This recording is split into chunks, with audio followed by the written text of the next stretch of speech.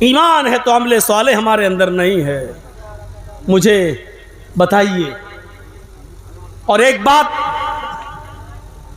दिल से बताइए, क्या सुमैया रजी अल्लाह ताला अन्हा का वाक़या आपने नहीं सुना? पहली औरत थी जिसने इस्लाम की राह में सबसे पहले शहादत हासिल की। औरतों में सबसे पहले कौन शहीद हुआ? हजरत सुमैया। बूढ़ी हो चुकी थी, लेकिन अबू जहल ने पीछे से उसके हाथ बांध दिए। तबकात पड़ी है इब्ने साद की, अबू जहल ने उसको बढ़ाना कर दिया। बूढ़ी औरत जिसका एक जवान बेटा हो अम्मार, जिसका शौहर यासिर, और एक बूढ़ी औरत को अकेले खड़ा कर दिया जाए और उसको नंगा कर दिया जाए, और अबू जहल और उसका पूरा लश्कर सामने खड़ा है और कह रहा है कि देख सुमैया, सिर्फ मोहम्मद के रब को छोड़ दे, मैं तुझे इनाम से नवाज दूंगा। लेकिन ईमान की ताकत देखिए सुमैया के अंदर, क्या कहती है? अबू जहल, बेकार कोशिश कर रहा है तू मुझसे ईमान छुड़ाने की, फेल हो जाएगा, नाकाम हो जाएगा, क्योंकि तू मुझसे इस्लाम या ईमान को दूर नहीं कर सकता है। अबू जहल ने नेज़ा उठाया, और सुनो कलेजा हो तो, खंजर उठाया, और वो खंजर पूरा का पूरा हजरत सुमैया की शर्मगाह में दाखिल कर दिया। वो खंजर पूरा का पूरा सुमैया की शर्मगाह में दाखिल कर दिया, इस तरफ से निकाला और उस तरफ पार कर दिया। सुमैया के हाथ पीछे से बंधे थे, आसमान पर नजरें डालती है और क्या कहती है? सब्बित कदमैया अला दीन क्या अरहमर राहिमीन, है रहम करने वाले परवरदिगार, है अरहमुर राहिमीन, तुम मुझे साबित कदम रखना। अबू जहल मुझे इतनी तकलीफें दे रहा है, इतनी तकलीफें दे रहा है कि इसकी दी हुई तकलीफों से मुझे डर लगता है कि कहीं मैं ईमान न छोड़ बैठूं।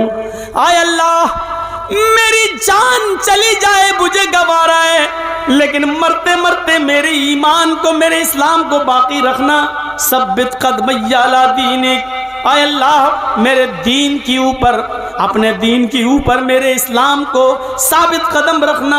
आय अल्लाह मैं बहक न जाऊं, कहीं इस्लाम और ईमान न छोड़ बैठूं। अबू जहल ने कहा, पूरा खंजर मैंने पार कर दिया, फिर भी नहीं मानी, फिर भी नहीं मानी। 2 ऊंट मंगाओ। 2 ऊंट मंगाए, एक ऊंट का चेहरा पूरब की तरफ कर दिया, एक ऊंट का चेहरा पश्चिम की तरफ कर दिया, ये पैर इस ऊंट से बांध दिया, ये पैर दूसरे ऊंट से बांध दिया। बता चुका हूं, एक ऊंट का चेहरा पूरब की तरफ, दूसरे ऊंट का चेहरा पश्चिम की तरफ। सुमैया बीच में, अबू जहल के हाथ में कोड़ा। ईमानदारी के साथ बताइएगा, अबू जहल के हाथ में कोड़ा। इन दोनों ऊंटों को भगाने की बारी आ जाती है, इन दोनों ऊंटों को भगाने की बारी आ जाती है। कहा जाता है, सुमैया देख ले तेरा आखिरी वक्त है, अभी इन ऊंटों को कोड़े मारूंगा, एक ऊंट पूरब की तरफ भागेगा, दूसरा ऊंट पश्चिम की तरफ भागेगा। आए सुमैया, बीच से तेरे 2 टुकड़े कर दिए जाएंगे। आए सुमैया, बीच से तेरे 2 टुकड़े कर दिए जाएंगे। आए सुमैया, बीच से तेरे 2 टुकड़े हो जाएंगे। अब भी वक्त है, मोहम्मद के रब को छोड़ दे, ईमान को से रिश्ता तोड़ ले। लेकिन सुमैया इस मौके पर भी क्या कहती है? आए अबू जहल, क्या कोई जन्नत देखकर भी फिसल सकता है? क्या कोई जन्नत देखकर भी दूर हो सकता है? मैं जन्नत अपनी आंखों से देख रही हूँ, मुझे जन्नत की दूध की नहरें दिखाई दे रही हैं, मुझे जन्नत के अंदर मुझे शहद की नहरें दिखाई दे रही हैं, मुझे जन्नत के अंदर फरिश्ते आवाज दे रहे हैं, अरे सुमैया मेरे पास आ जा। क्या कोई जन्नत देखकर भी दूर हो सकता है? अरे अबू जहल, जल्दी इन ऊँटों को भगा। जितनी देर तू इन ऊँटों को भगाने में लगा रहा है, अरे अबू जहल, जितनी देर तू इन ऊँटों को भगाने में लगा रहा है, उतनी ही देर मुझे जन्नत में जाने में लग रही है। और अबू जहल ने उन ऊँटों को कोड़े मार दिए।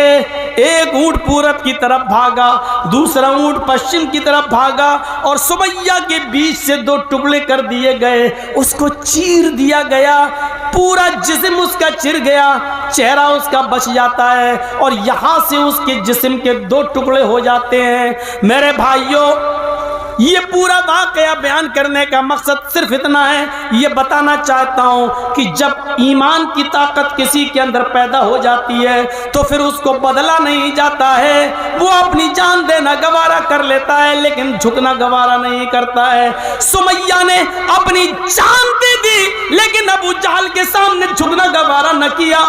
ये हमें और आपको सोचना पड़ेगा। अकेली है, तने तनहा है, लेकिन किसी से डरती नहीं है। अकेली है, तने तनहा है, लेकिन इसके बावजूद किसी से डरती नहीं है, किसी का खौफ नहीं खाती है। उसने इस्लाम के लिए अपनी जान दे दी, लेकिन झुकना गवारा नहीं किया। ईमान भी होना चाहिए। अमले साले, ये ईमान हमारे अंदर नहीं पैदा हुआ है। आज अभी चंद लोग घेर लें हमें, आपको, और लिंचिंग करें, हाथ पैर बांध के मारें और कहें बोलो जय श्री राम, बोलो जय श्री राम, बोलो जय श्री राम, नहीं तो मार डालेंगे, मरना है ही। ऐसे मौके पर बड़े बड़े दिल गुर्दे वालों के दिल पानी हो जाते हैं, गुर्दे बाहर निकल जाते हैं और उनकी मार खा के हमारे मुंह से निकलने लगता है जय श्री राम, क्योंकि उस वक्त हमें दिखाई देता है इनकी बात मान लें तो शायद ये हमारी जान बख्श दें, शायद ये हमें छोड़ दें। मेरे प्यारे साथियों, हर किसी के बस की में थोड़ी है कि जब जान जा रही हो और दुश्मन सामने हो और उस वक्त ईमान हमारे अंदर पैदा हो जाए। यही तो मैं कह रहा हूं कि अभी ईमान पूरा का पूरा हमारे अंदर पैदा नहीं हुआ है। अल्लाह के नबी सल्लल्लाहु अलैहि वसल्लम ने जब सुमैया की दास्तान सुनी तो आंखों में आंसू आ गए। उनके बेटे ने सुनाई, उनके पति ने, सुमैया के पति यासिर ने सुनाई। अल्लाह के नबी रोने लगे, आपकी आंखों में आंसू आ गई। जुमे का दिन था, जुमे का खुतबा दिया। जुमे के खुतबे में अम्मार बैठे हैं, यासिर बैठे हैं, बड़े बड़े साहबा मौजूद हैं। जुमे का खुतबा देते हैं अल्लाह के नबी और उस जुमे के खुतबे में आप फरमाते हैं, लोगों, आपकी एक बहन शहीद कर दी गई। अबू जहल ने उनको सितम करके, जुल्म करके उनको मार डाला। अल्लाह की राह में सुमैया ने अपनी जान दे दी। लोगों सुनो, आज मैं कुछ लोगों को जन्नत का सर्टिफिकेट दे रहा हूं। आए अबू बकर तुम जन्नती, उमर तुम भी जन्नती, उस्मान तुम भी जन्नती, अली तुम भी जन्नती।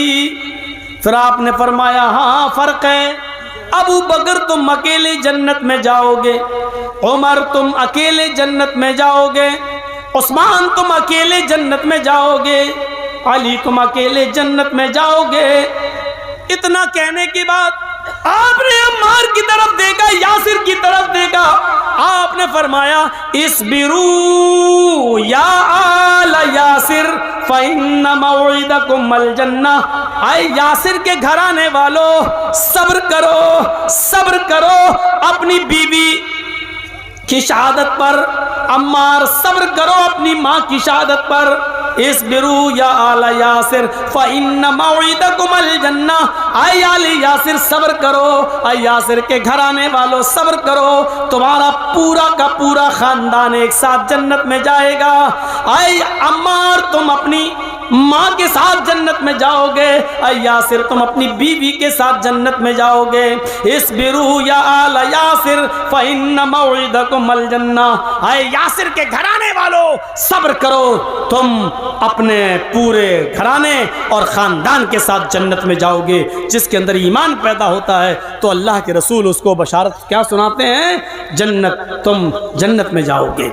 मेरे भाइयों, ये इस ईमान की ज़रूरत थी, ये ईमान अपने अंदर पैदा करने की ज़रूरत थी और है हमें और आपको ये ईमान अपने अंदर पैदा करना है। आइए मैं एक ऐसा वाक़या आपको सुनाने जा रहा हूँ। उस वाक़े को आपने उलमा से सुना होगा, अपने इलाके के उलमा से सुना होगा, लेकिन मेरी ज़बान से ये वाक़या पहली मर्तबा आप सुनेंगे। और देखिए इस वाक़े को जब मैं सुना रहा हूँ तो इससे आपको पता चलेगा ईमान से पहले आदमी की हालत क्या होती है और जब वो मोमिन हो जाता है तो उसके अंदर कितनी ताकत आ जाती है। वो देखिए, दोनों चीज़ें आपके सामने रखता हूँ। आपको मालूम है कि बादशाह था फ़िरौन, और फ़िरौन का सबसे बड़े दुश्मन कह लो, फ़िरौन के लिए सबसे बड़ा चैलेंज कौन थे, हज़रत मूसा अलैहिस्सलातु वस्सलाम।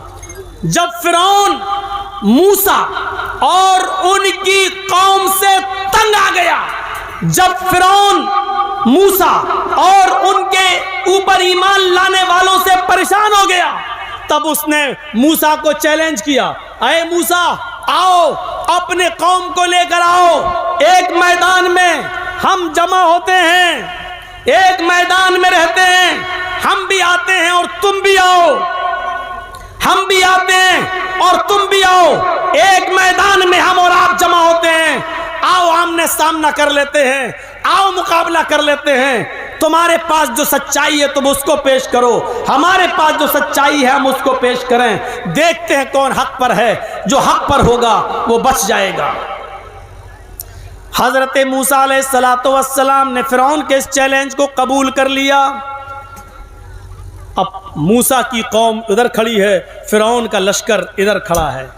आइए अब मैं आपको दिखाता हूँ फ़िरौन अपने साथ किसको लाया, जादूगरों को। उसको बड़ा भरोसा था अपने जादूगरों के ऊपर। और मूसा अलैहिस्सलाम अपने साथ किसको लाए, उन्हीं चंद लोगों को जो मूसा पर ईमान लाए। मुकाबला होता है। फ़िरौन ने जादूगरों से कहा, सुनो हारना नहीं चाहिए, ऐसा तिलस्म दिखाओ, ऐसा करतब दिखाओ जिसको देखकर मूसा और मूसा के ऊपर ईमान लाने वाले भाग जाएं।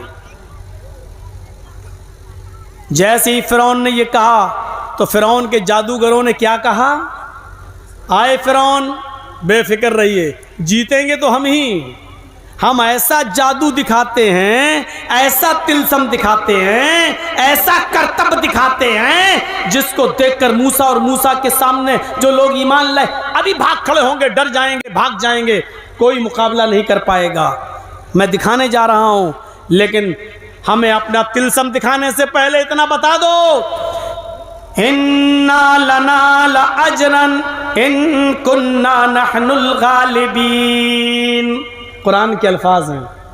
कुरान क्या कहता है, जादूगरों ने क्या कहा, आए फ़िरौन हम अपना जादू दिखाएंगे, मूसा और मूसा की कौम भाग जाएगी, लेकिन यह बता दो कि हमारा इनाम क्या होगा। इन्ना लना लअजरन, हमारे लिए इनाम क्या दोगे, हमें इनाम से क्या नवाजोगे। इन कुन्ना नहनुल गालिबीन, अगर हम मूसा से जीत गए, मूसा की फौज से जीत गए, मूसा की कौम से जीत गए, तो हमारा इनाम क्या होगा, हमें क्या इनाम दोगे आप, क्या हमारा इनाम होगा। इतना कहना था। फ़िरौन का जवाब सुनो, फ़िरौन का जवाब, कहा नाम व इन्नकुम लमिनल मुक़र्रबीन।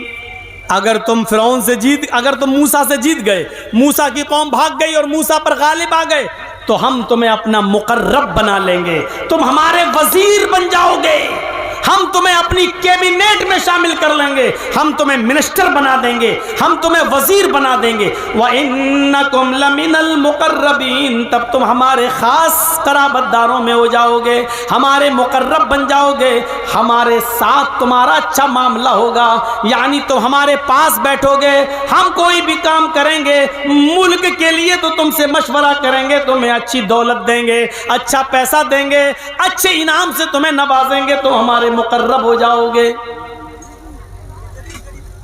अब मोदी जी कह दें किसी से ये काम कर दो तो हमारे करीबी हो जाओगे, तो वो आदमी वो काम करेगा कि नहीं करेगा? मोदी जी तो बहुत दूर की बात, आपके नीतीश जी अगर कहते हैं कि ये काम कर दो तो वो आदमी करीब हो जाएगा फौरन। अरे साहब हम इनके करीब हो जाएंगे, अरे जिंदगी भर हमें क्या करना है, इतना कमा लेंगे कि जिंदगी भर बैठ के खाएंगे। अब फिरौन ने जब ये कह दिया कि अगर तुमने ऐसा किया तो तुम हमारे कैबिनेट में हमारे वजीर बन जाओगे, तो जादूगरों की खुशी का ठिकाना नहीं रहा। अब जादूगरों ने अपना तिलस्म दिखाया, अब जादूगरों ने अपना जादू दिखाया। जानते उन्होंने क्या किया? उन्होंने रस्सियां फेंकी, जो उनके पास रस्सियां थीं, जादूगरों ने रस्सियां फेंकी। जैसी रस्सी फेंकी वो रस्सी रेंगने लगी, सांप बन गई, ऐसे चलने लगी। देखने वालों को सांप नजर आने लगा। मूसा अलैहिस्सलाम तो डर गए। अल्लाह ने कहा ला तखफ, ना ना ना ना डरो नहीं, ये दिखाई दे रही हैं, ये सांप दिखाई दे रहा है लेकिन हकीकत में सांप नहीं है, ये नजरों का फेर है। ये तुम्हें जो सांप नजर आ रहे हैं ये सांप है नहीं, ये इनका जादू है। आंखों पर इन्होंने नजर बंद कर रखी है, ये रस्सियां हैं, सांप नहीं है, इसलिए रुको, डरना नहीं। जैसी वो रस्सियां रेंगने लगी और मूसा अलैहिस्सलाम के करीब जाने लगी, उनको सांप नजर आने लगी। मूसा अलैहिस्सलाम और उनकी कौम डरने लगी। अल्लाह रब्बुल आलमीन ने मूसा अलैहिस्सलाम को हुक्म दिया, अपने नबी को हुक्म दिया, अन अलक़ि असाक, आए मूसा देखते क्या हो, तुम्हारे हाथ में जो डंडा है, तुम्हारे हाथ में जो लाठी है, उस लाठी को तुम जमीन के ऊपर मारो।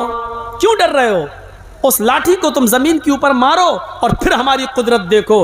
हजरत मूसा ने लाठी जमीन के ऊपर मार दी, जो आसा था, जो डंडा था, वो जमीन के ऊपर मार दिया।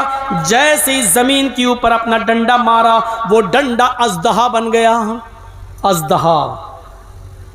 फइज़ा हिया तलक़फ़, मुंह खोला और सारे सांपों को खा गया।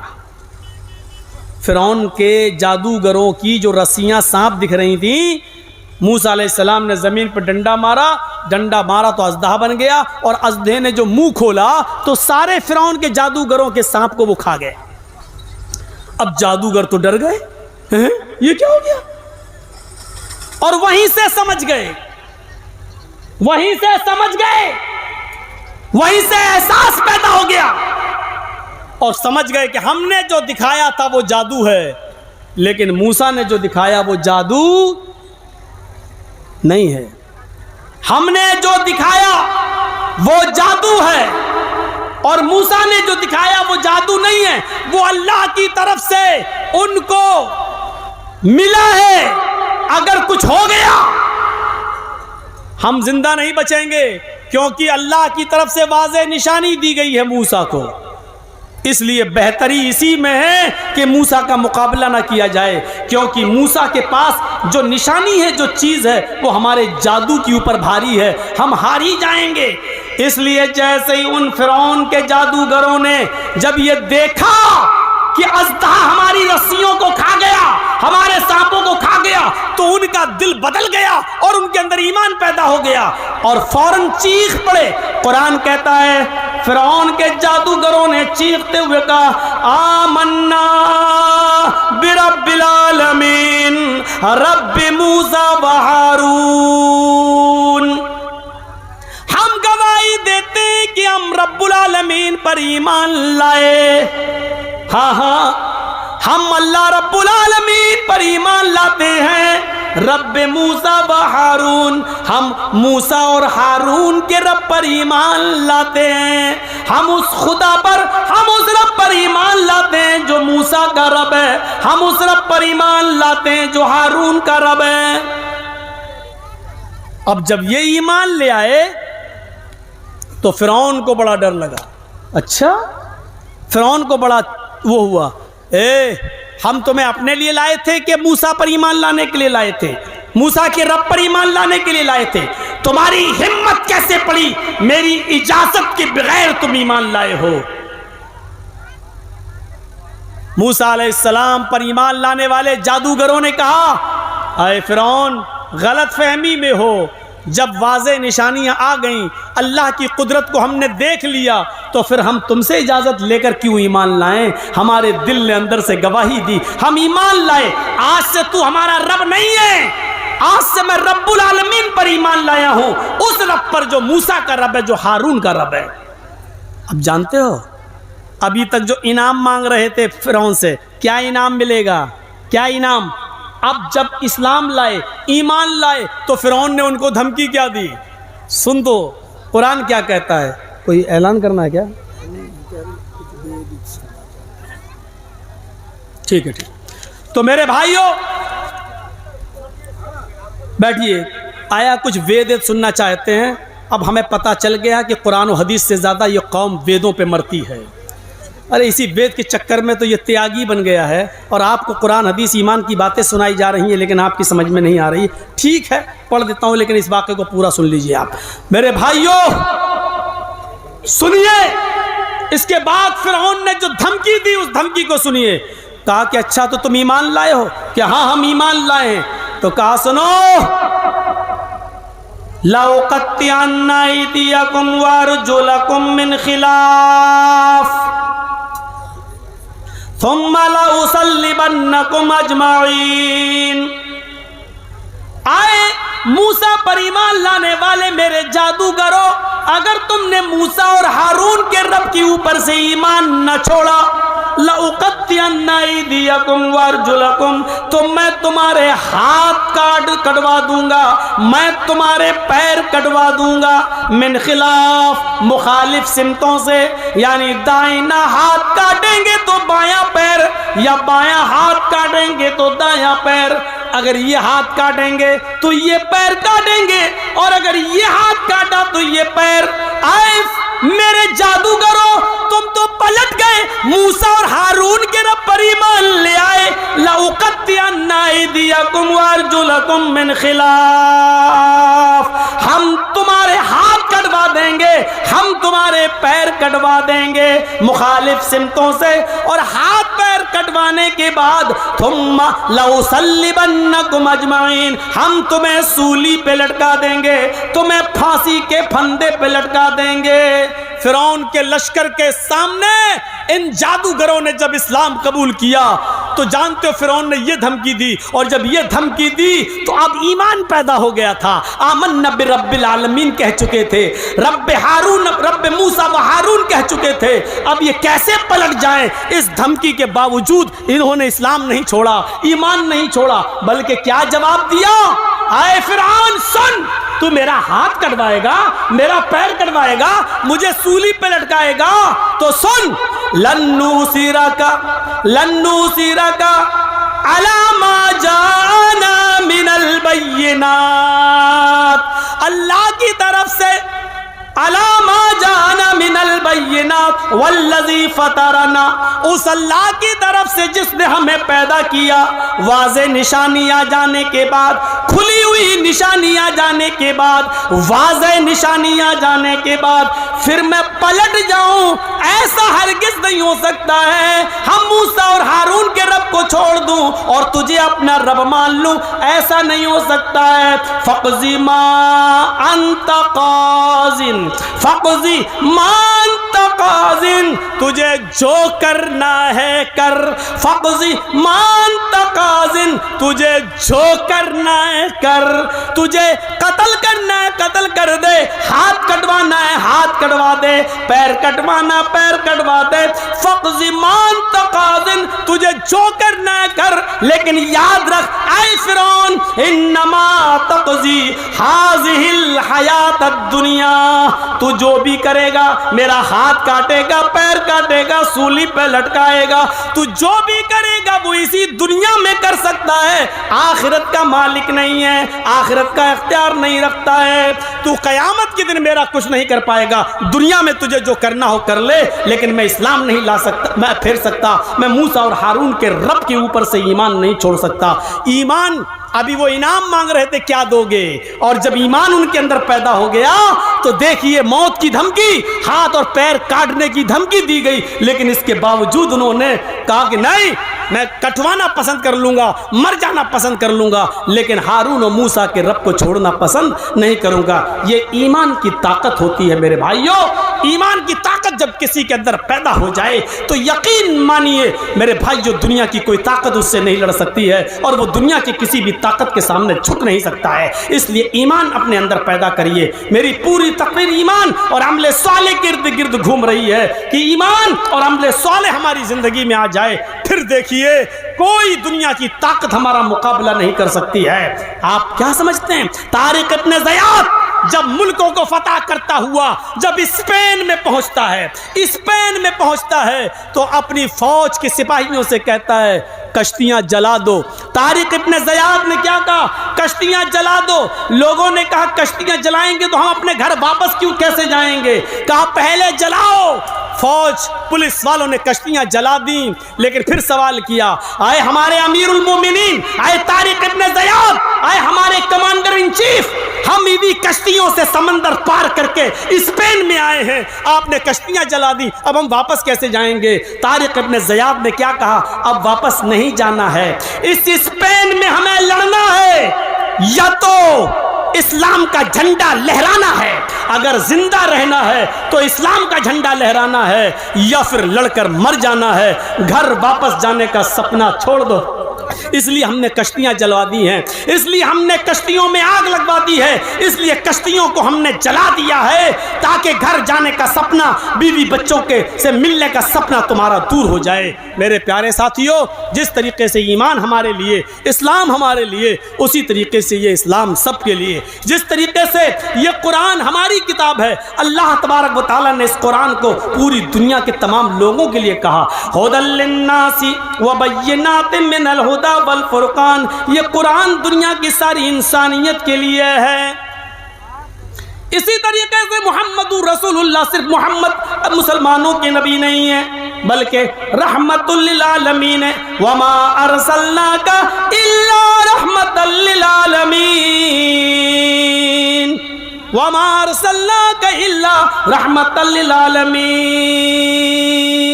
हमने आपको सारी कायनात के लिए रहमत बनाकर भेजा है। मुहम्मदुर रसूलुल्लाह का चूंकि सारी दुनिया के लिए हैं, सारी कायनात के लिए हैं, इसलिए दुनिया में कोई धर्म ऐसा है भी नहीं कि जिस धर्म के अंदर मुहम्मदुर रसूलुल्लाह का नाम ना आता हो। हर मज़हब के अंदर, हर धर्म के अंदर मुहम्मदुर रसूलुल्लाह का नाम आता है। जिस तरह हमारे मज़हब में बहुत से पैगंबर आए हैं, उसी तरीके से हिंदू धर्म की किताब भागवत पुराण और कल्कि पुराण के अंदर 64,000 नबियों के आने का सबूत मिलता है। कितने? 64,000, 64,000। हमारे यहाँ पर भी बोला जाता है, जो बहुत से मौलाना लोग बोल देते हैं स्टेज पर, 1,24,000 पैगंबर आए, 1 लाख कम बेश आए। मेरे भाइयों, हालांकि ये किसी सही हदीस से साबित नहीं है, लेकिन बहुत से पैगंबर आए, इसमें कोई शक नहीं है। हिंदू धर्म के अंदर गिनती है 64,000 आए, लेकिन कुरान ने 25 नबियों का नाम लिया है। कुरान ने मुहम्मदुर रसूलुल्लाह को जोड़कर 25 नबियों का नाम लिया है। और हम वेद और रामायण पढ़ेंगे, जो बड़े बड़े नबी आए जिनका नाम कुरान में आया है, जब आप वेद पढ़ेंगे तो वेदों में भी 24 नबियों का नाम मिलता है बड़े, 25 में तो आखिरी हैं।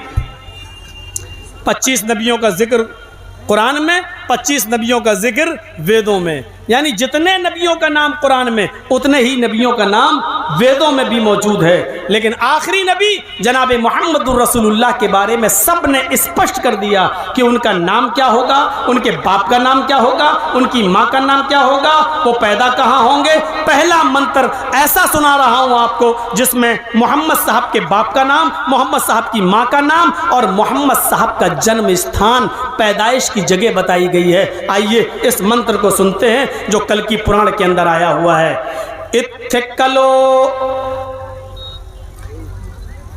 तच्छुत्वा पुंडरीकाक्षो ब्राह्मण विदम्बरीति तच्छुत्व पुंडरीकाक्षो ब्राह्मण विदम्ब्रीति भावने शंभलो विष्णु यशसु गृह सुमति प्रादुर्भवाभ्यम। अंतिम ऋषि ब्राह्मण खानदान में आएगा। तच्छुत्वा पुंडरीकाक्षो ब्राह्मण विदम्ब्रीति, अंतिम ऋषि ब्राह्मण खानदान में आएगा। ब्राह्मण चूंकि सबसे ऊंची कास्ट मानी जाती है, इसका मतलब यह कि सबसे ऊंची कौम में आएगा। मोहम्मद रसूलुल्लाह सल्लल्लाहु अलैहि वसल्लम भी अरब की सबसे ऊंची कौम कौम कुरैश और उसके सबसे ऊंचे खानदान बनु हाशिम के अंदर आपकी पैदाइश होती है। तच्छुत्वा पुंडरीकाक्षो ब्राह्मण विदम्ब्रीति भवन शंभलो, वो शंभल ग्राम में एक घर में पैदा होंगे। जन्म स्थान बता दिया शंभल ग्राम। भवन शंभलो, शंभल ग्राम के एक भवन में घर में पैदा होंगे। शंभल के माना शांत और ग्राम के माना गांव। शंभल ग्राम शांति वाला गांव, शंभल ग्राम अमन वाला गांव, अमन वाला शहर। अल्लाह के नबी सल्लल्लाहु अलैहि वसल्लम जिस शहर में पैदा हुए, कुरान ने उसको अल बलदिल अमीन का, वत्तीनी वज़्ज़ैतून वतूरी सीनीन वहाज़ल बलदिल अमीन। अल बलदिल अमीन, अल बलद के माना शहर, अल अमीन मानी अमन वाला, शांति वाला, शांति वाला शहर यानी मक्का। मोहम्मद सल्लल्लाहु अलैहि वसल्लम कहाँ पैदा हुए? अल बलदिल अमीन में। कहाँ पैदा हुए? मक्का में। कहाँ पैदा हुए? हम कह देंगे शंभल ग्राम में। शंभल ग्राम का माना शांति वाला गांव, शांति वाला शहर, और अल बलदिल अमीन का माना अमन वाला शहर। और अल बलदिल अमीन से मुराद क्या है? मक्का। यानी मोहम्मद रसूलुल्लाह कहाँ पैदा होंगे? मक्के में। आखिरी नबी अंतिम ऋषि ब्राह्मण खानदान में यानी ऊंची कौम में आएंगे और वो मक्के में जन्म लेंगे और मक्के के घर में पैदा होंगे। वो घर किसका होगा? भवने विष्णु यशसो गिरे, विष्णु यशसो गिरे। उस घर का मालिक विष्णु यश होगा। उस घर का मालिक विष्णु यश। विष्णु अल्लाह का नाम, यश मानी भक्त, यश मानी बंदा। विष्णु यश, विष्णु अल्लाह का नाम। ब्रह्मा विष्णु शिव ये अल्लाह के नाम है संस्कृत में। विष्णु ब्रह्मा विष्णु और शिव। तो विष्णु यश, यश माने बंदा, विष्णु अल्लाह का नाम, विष्णु यश अल्लाह का बंदा, विष्णु यश अल्लाह का गुलाम, अल्लाह का बंदा। मोहम्मद रसूलुल्लाह सल्लल्लाहु अलैहि वसल्लम के बाप का नाम क्या था? विष्णु यश अल्लाह का बंदा। मोहम्मद रसूलुल्लाह के बाप का नाम अरबी में क्या है? अब्दुल्ला। अब्द मानी बंदा, अल्लाह अल्लाह का नाम। अब्दुल्लाह अल्लाह का बंदा, अब्दुल्लाह अल्लाह का बंदा। संस्कृत में क्या कहा गया?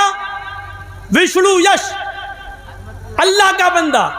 अरबी में क्या कहा गया? अब्दुल्लाह अल्लाह का बंदा। विष्णु यश के घर में पैदा होंगे यानी बाप का नाम विष्णु यश होगा। सोमति प्रादुर्भवाभ्यम। सोमति, सुमनी सुंदर, मति मानी अमन और शांति वाली। सोमति अमन और शांति वाली। सुमति सुंदर और शांति वाली यानी अमन वाली। मोहम्मद रसूलुल्लाह की माँ का नाम क्या था? आमीना, अमन वाली, शांति वाली।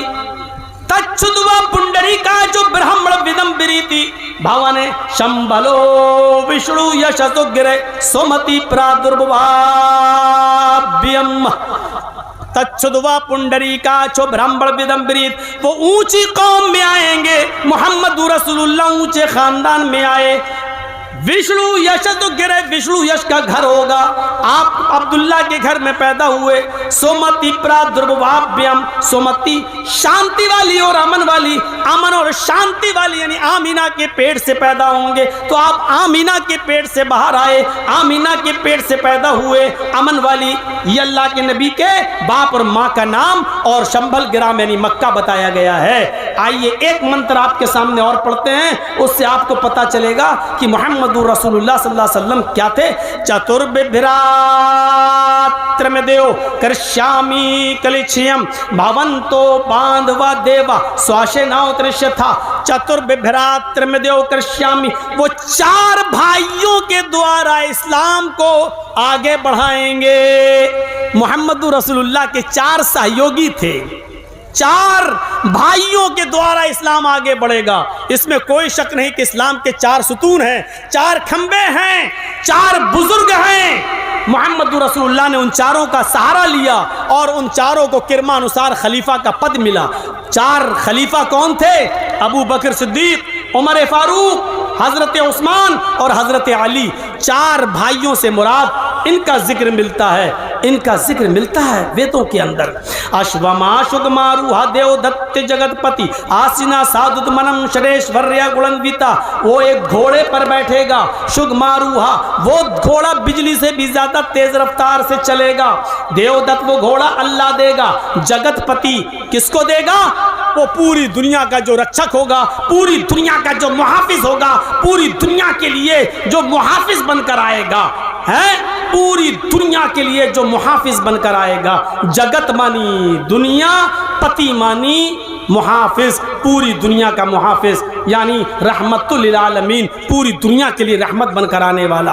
आसिना साधुद मनम शरेश्वर्या गुणन्विता, वो साधुओं की तरह अपनी जिंदगी गुजारेगा।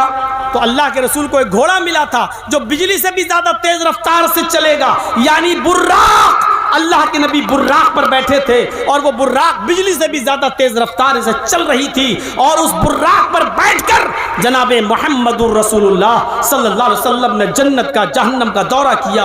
आपने बैतुल मक़दिस के अंदर नमाज पढ़ाई सारे नबियों को, और आप आसमान का सफर करके जन्नत और जहन्नम का सफर करके आए। वेदों ने बताया है कि आखिरी नबी आसमान की यात्रा करेगा, वो बुर्राक पर बैठेगा। वो बुर्राक जगतपति रहमतुल लिल आलमीन को दी जाएगी और वो मोहम्मदुर रसूलुल्लाह का अपना घोड़ा नहीं होगा, बल्कि देवदत्त, देव अल्लाह दत्त देगा, अल्लाह की तरफ से मिलेगा।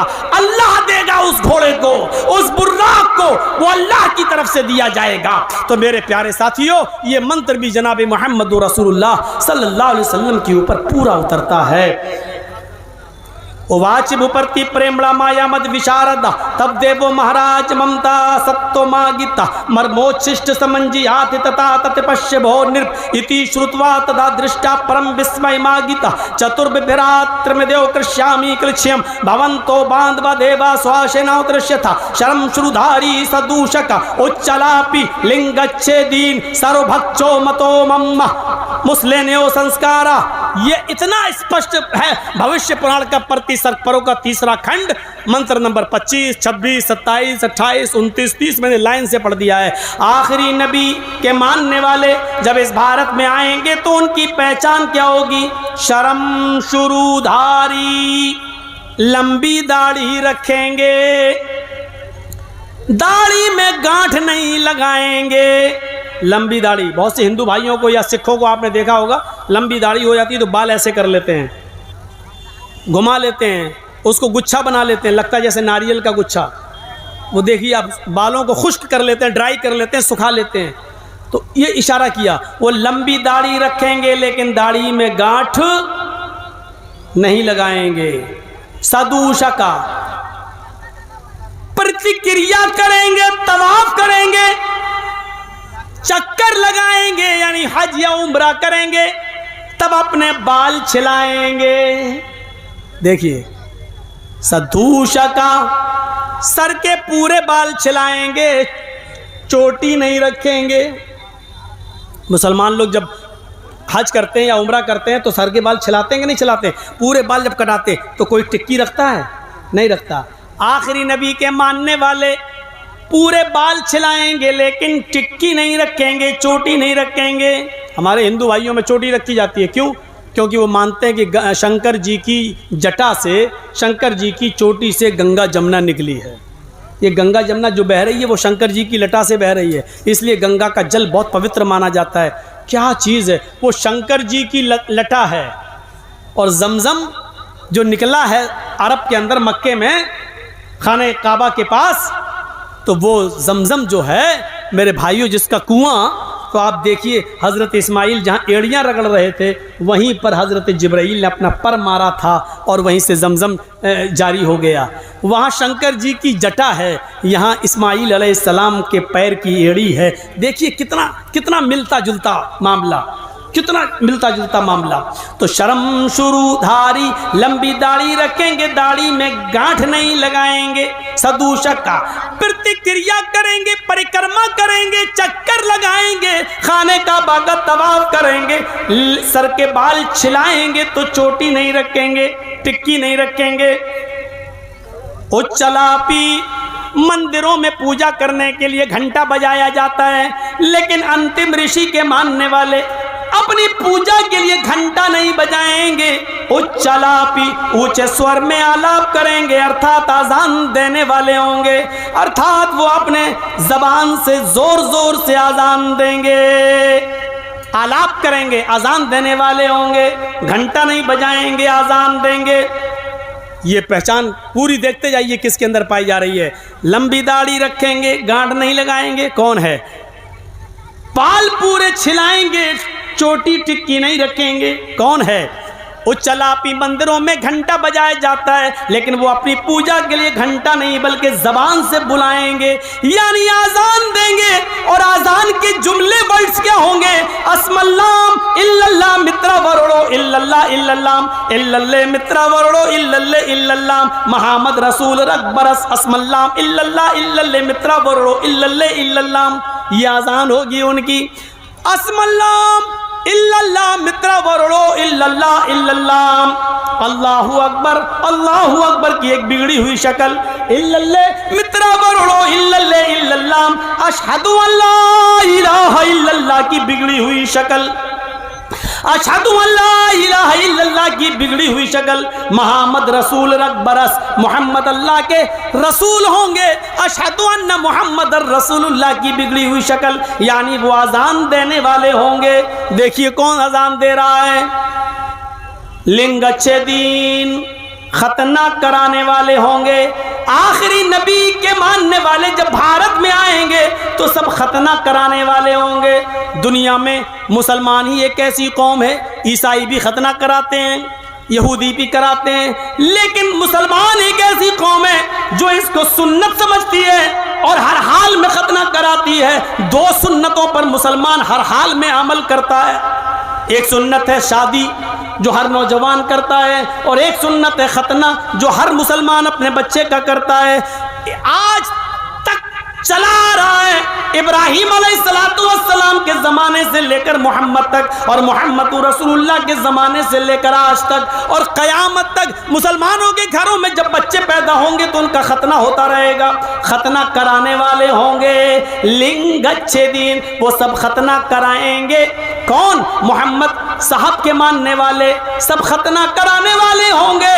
और सर्वभक्षो मतो मम्मा, सब कुछ खाएंगे। वो मांसाहारी भी होंगे और शाकाहारी भी होंगे, वो सब्जी भी खाएंगे और गोश्त भी खाएंगे, लेकिन हर जानवर का गोश्त नहीं खाएंगे। हर जानवर का गोश्त नहीं खाएंगे, वो वही जानवर खाएंगे बिना कौलन चपशवश तेशाम, बिना कौलन चपशवश तेशाम। वो हर जानवर नहीं खाएंगे, उसी जानवर को खाएंगे जिस जानवर पर कौल, जिस जानवर पर मंत्र पढ़ा जाएगा, जिस जानवर पर मंत्र पढ़ा जाएगा तभी वो हलाल होगा।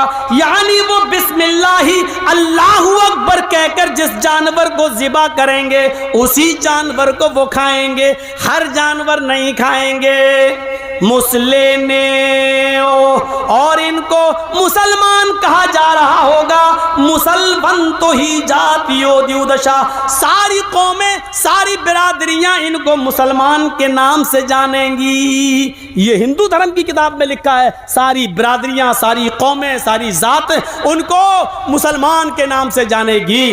तो बताइए कौन है लंबी दाढ़ी रखने वाले, दाढ़ी में गांठ न लगाने वाले, परिक्रमा करते वक्त तवाफ करते वक्त अपने सर के सारे बाल छिलाने वाले, चोटी न रखने वाले, आजान देने वाले और खतना कराने वाले और सब कुछ खाने वाले, हर जानवर नहीं बल्कि हलाल जानवर खाने वाले। मेरे भाइयों, कहा ये आखिरी नबी के मानने वाले होंगे, लिहाजा आखिरी नबी की शरण में चले जाओ, आखिरी नबी के शरण में आ जाओ। यानी हिंदू भाइयों से कहा जा रहा है कि जब ऐसे लोग भारत में आ जाएं तो यही तुम्हारा सत्य धर्म होगा, तुम उस धर्म में शामिल हो जाना, उस धर्म में चले जाना और उसी को अपना लेना। ये थी मेरे भाइयों, इससे ज़्यादा स्पष्ट और कौन सा मंत्र होगा, कौन सा मंत्र। मेरे प्यारे साथियों, 11:30 से लेकर 1 तक 1.5 घंटे की तकरीर मैंने वहाँ की और 2:30 बजे से लेकर 4:10 तक 1.5 घंटा मैंने इधर भी पूरा किया है। मैं अपनी बात पर अभी भी कायम हूँ और आप लोगों ने मुझे हमेशा इज्जत की नज़र से देखा। बिहार बंगाल में मेरी हमेशा इज्जत हुई है। मुझे यहाँ से ये मैसेज नहीं मिलना चाहिए कि आपकी 20 साल की दी हुई इज्जत 1 मिनट में यहाँ से चौपट हो जाए। मैंने वादा किया है, आप कहेंगे आपकी दी हुई अमानत में पूरे मजबे में वादा करता हूँ, वापस करने के लिए तैयार हूँ। इस तकरीर को हम दीन के हवाले ऐसी गिफ्ट के तौर पर हम सुनाकर चले जाएंगे, समझ लेंगे कि हमने कहीं जुमा पढ़ा दिया है, लेकिन बेइज्जती हम बर्दाश्त नहीं करेंगे। मेरे भाइयों, मैं अपने वादे पर था। मैंने पहले वहाँ प्रोग्राम किया, दूसरा यहाँ। तौहीद साहब ने हमसे ये कहा, मौलाना सिर्फ शक्ल दिखा दीजिए, आप अपनी हमारी इज्जत बचा लीजिए। आप आ जाएंगे तो कहने को ये हो जाएगा कि हम लोग झूठे नहीं हैं। हमने वादा किया, हम लोग चले आए, हम अपने वादे के मुताबिक आए। उधर भी बोला, इधर भी, कल भी प्रोग्राम है, इसलिए हम और ज़्यादा नहीं बोल सकते हैं। मुझे इससे कोई मतलब नहीं कि आपकी तरफ से मुझे क्या मिलेगा क्या नहीं मिलेगा। आप रखिए, हम दोस्ती ताल्लुकात हमारे कायम रहना चाहिए।